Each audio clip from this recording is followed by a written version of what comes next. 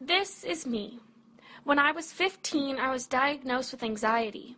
My mom had identified to my counselor that I was often anxious.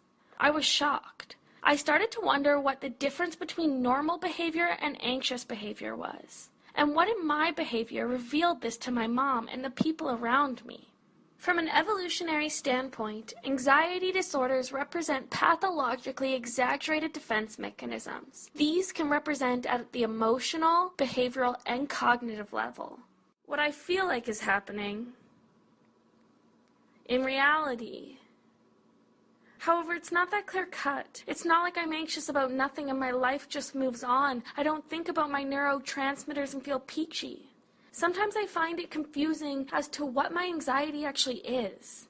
As someone with anxiety, why is it so confusing? What about anxiety jumbles up my understanding between order and disorder? The answer? Jennifer S. Simpson examines the narratives embedded in storytelling. These narratives contribute to. So, what is the narrative surrounding anxiety?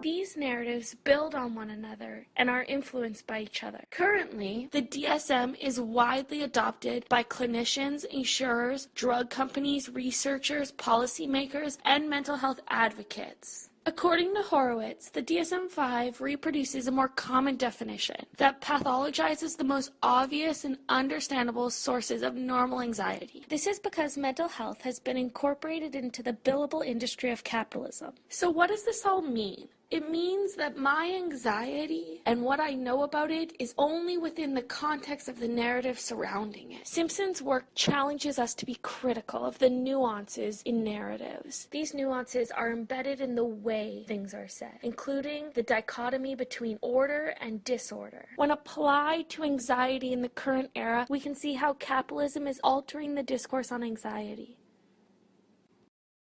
Created using Powtoon.